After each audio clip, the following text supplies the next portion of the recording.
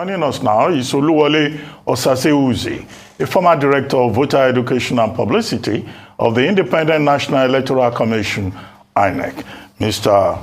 Osaseuzi, thank you very much for joining us. Two quick things. What is all this furore about? Hello, can you hear me? Hello? Can you hear me? Okay. Well, but I'm not hearing you here in the studio, but if you can hear me, it's fine. I hope you'll be able to get across to our viewers. Quickly, this furore about BVAS and IREV, considering the fact that INEC specifically said that this will be an election that will be driven by high-end technology, quoting BVAS, giving assurances about real-time, online, transparency, and all of that. What went wrong? The only thing INEC is telling us is technical glitches on February 25. Were those glitches not foreseeable? And then how do we guarantee, now that the court has ruled, that parties should have access, candidates should have access to the back end and get certified true copies of data? Who can give any assurance about accountability on the part of INEC? I think you asked about at least 3 questions in one. And if I remember all of them, you answered the first question. But why did INEC disappoint in view of all they had promised? I think the issue is best answered by the Commission itself, which it has done by when it said that they had technical glitches. The nature of the technical glitches and the details of which have not been made public. So I cannot speculate. I have to go by what everybody else read in the statement issued by the Commission. I believe that it's part of the attempt to overcome some of those glitches. That is why this postponement. Issue of trust is there. I think your former guest professor answered that very well. There's a trust deficit which INEC has to overcome. How well it can do that, how soon it can do that, I really don't know. But subsequent to the elections, the governorship and state house of assembly elections, perhaps there'll be an opportunity for the commission to start rebuilding trust, because I am of the view that it had a high degree of trust after the Osun governorship election. People depended on its word. People believed that the BVAS will work, that the IREV will work. So having said that, there is a lot of work to be done in terms of rebuilding. The body charged with conduct of our elections is INEC. No other body, no other person can conduct those elections. So there must be trust in that institution. And since we have no choice, we have to just wait and see and hope that it regains the trust of the majority of citizens. Well, still on trust, Mr. Osaseuzi, is this issue around the tampering with the information on BVAS when INEC reconfigures? And this was one of the main issues that come up when they'd approached the courts to allow them vary the order, initial order given by the courts to enable them to reconfigure BVAS. I'd like you to speak on this. Is it possible for INEC to reconfigure without tampering with information? Yes, we've heard that they would back up information on there, but there's still a bit of uncertainty around that. And like you said, it's also around an issue of trust. Well, please, I'd like to get your thoughts on this. Well, I am not a technical expert, but yes, from my limited experience, I know that the information contained, the data contained in the BVAS can be saved, can be backed up both in cloud, in servers. It certainly can. You don't necessarily have to tamper it to reconfigure it.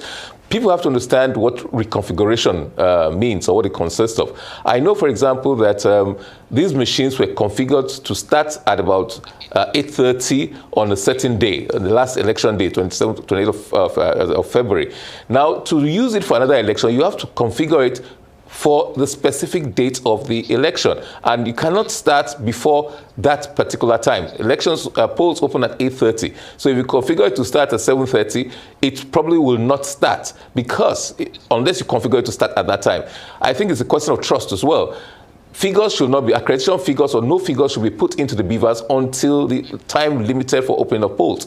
And automatically, as you program it, it shuts down at a particular time, by which time it's expected that everybody who was on the queue at 2:30 will have voted. So it doesn't shut down at 2:30, but a period of grace, maybe 4, 5, 6 hours, so that it can enable the device take care of everybody. Well, automatically it will shut down. Thereafter, you cannot accredit anybody unless and until you reconfigure it again. So that's basically the importance of that. But yes, you can save all the data and information.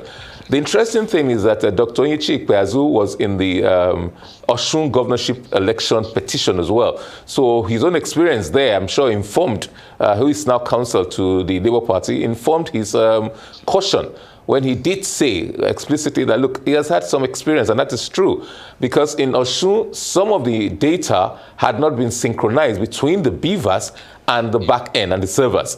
So that was why he said there was some difference between the certified true copy given to the APC in the Osun election petition and that given to the PDP by that the same INEC.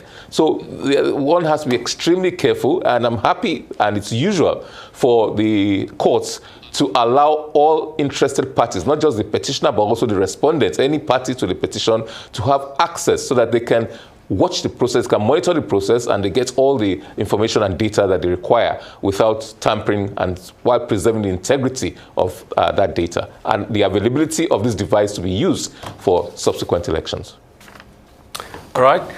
Real quickly, so I'd like to ask a couple of things.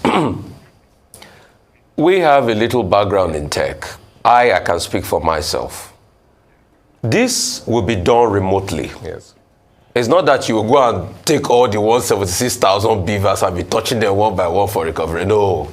There's a back end at which it will be done. So if INEC has their own problems, they should say they have their logistic problem, not now put BVAS in this. And secondly, I asked a question earlier on.